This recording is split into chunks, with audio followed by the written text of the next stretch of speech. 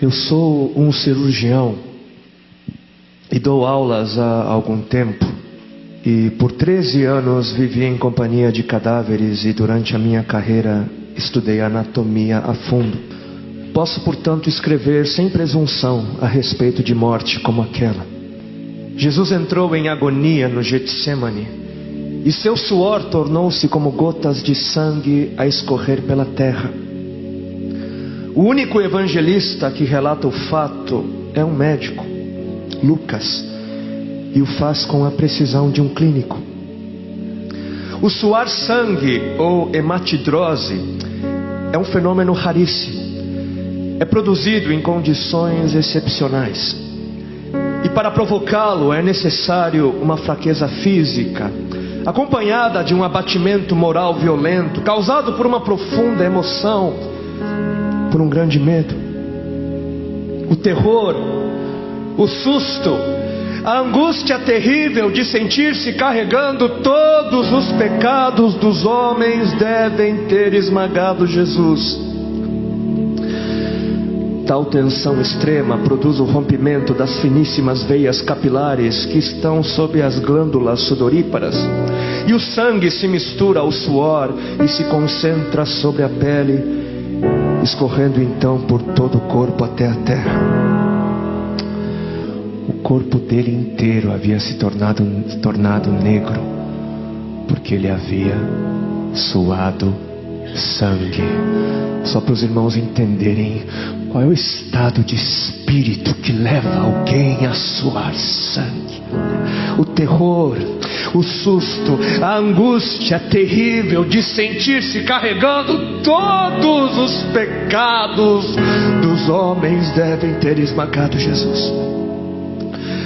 Conhecemos a farsa do processo preparado pelos líderes religiosos, o envio de Jesus a Pilatos e o desempate entre Herodes e Pilatos. Pilatos teve que ceder e então ordenou a flagelação, o chicoteamento de Jesus. Os soldados despojam Jesus, tiram a roupa de Jesus e o prendem pelo pulso a uma coluna do pátio. A flagelação se efetua com tiras de couro múltiplas, sobre as quais são fixadas bolinhas de chumbo e pequenos ossos. Os carrascos devem ter sido 2, um de cada lado e de diferente estatura, e golpeiam com chibatadas a pele já alterada por milhões de microscópicas hemorragias do suor de sangue.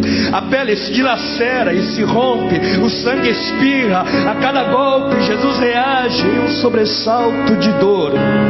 As forças se esvaem, um suor frio lhe impregna a fronte, a cabeça gira em uma vertigem de náusea, calafrios lhe correm ao longo das costas.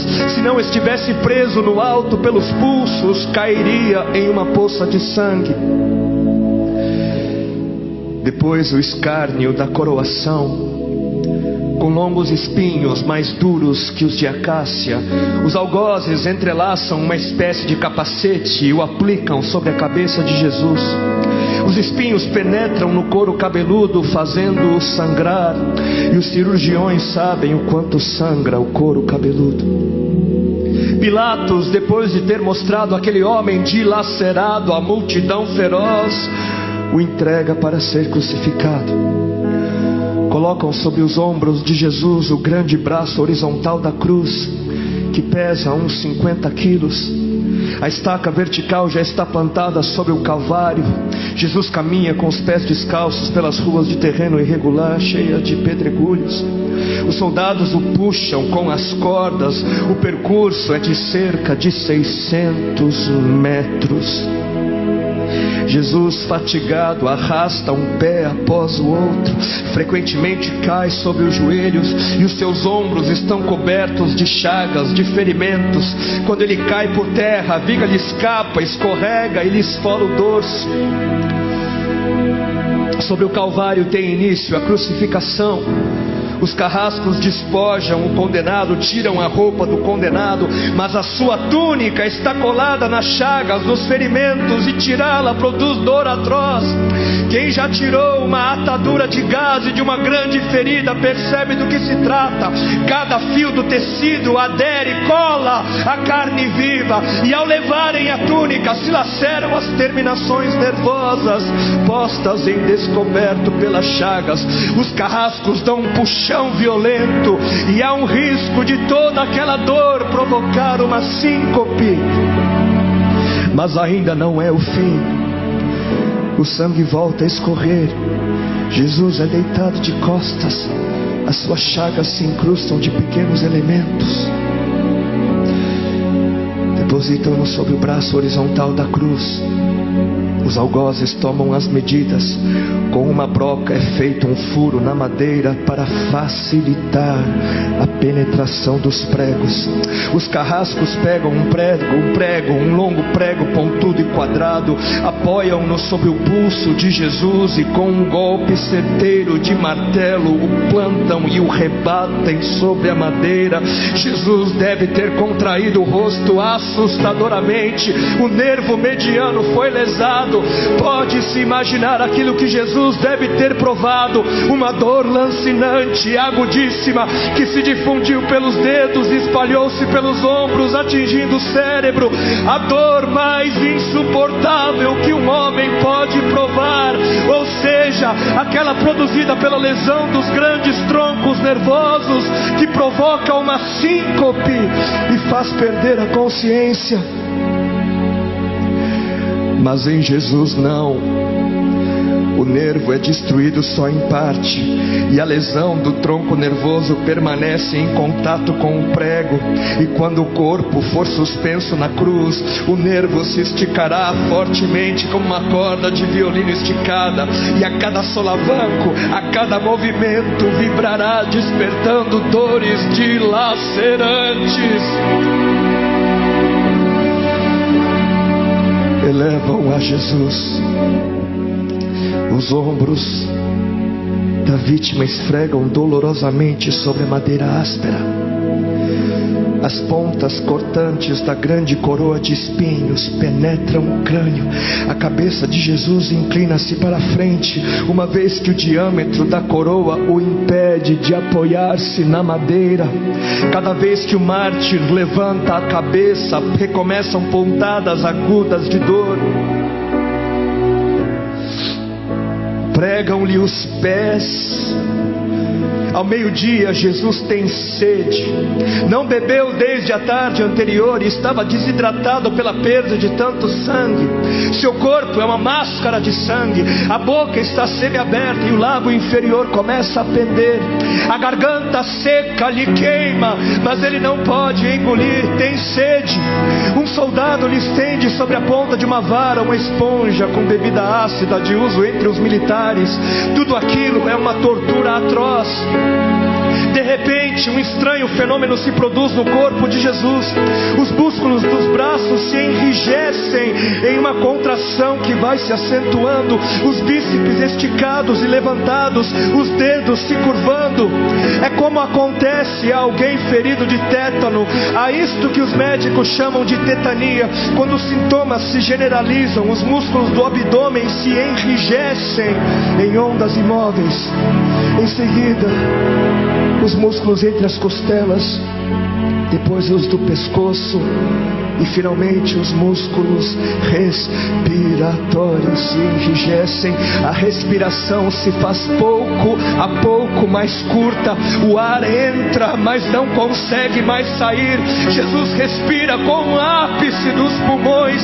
Tem sede de ar como um asmático em plena crise. Seu rosto pálido pouco a pouco se torna vermelho, depois se transforma num violeta purpúreo. Jesus é envolvido pela asfixia. Seus pulmões cheios de ar não podem mais esvaziar-se. A fronte está impregnada de suor, os olhos saem fora de órbita. Mas de repente algo acontece. De repente algo acontece. Lentamente, com um esforço sobre-humano, Jesus toma um ponto de apoio sobre o prego dos pés. Ele esforça-se a pequenos golpes, se eleva, aliviando a tração dos braços. Os músculos do tórax se distendem, a respiração torna-se mais ampla e profunda, os pulmões se esvaziam e o rosto recupera a palidez inicial. Mas por quê? Por que este esforço? Por quê? Porque Jesus quer bradar: Pai, perdoa-lhes porque não sabem o que fazem. E logo em seguida o corpo de Jesus começa a afrouxar-se de novo e a asfixia recomeça. Foram transmitidas 7 frases pronunciadas por ele na cruz, e cada vez que quer falar ele deverá elevar-se, tendo como apoio o prego dos pés. Inimaginável! Atraídas pelo sangue que ainda escorre e pelo coagulado, enxames de moscas unem ao redor do seu corpo, mas ele não pode enxotá-las. Pouco depois o céu escurece, o sol se esconde, de repente a temperatura diminui. Logo serão 3 da tarde, e depois de uma tortura que dura horas e horas, todas as suas dores, toda a sua sede, todas as cãibras, toda a asfixia, todo o latejar dos nervos medianos lhe arrancam um lamento: Deus meu, por que me desamparaste?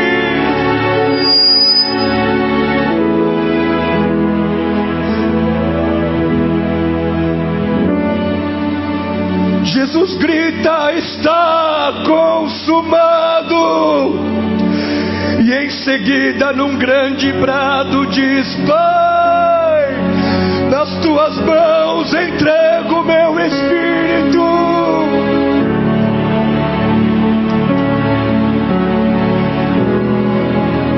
E morreu no meu lugar e no seu.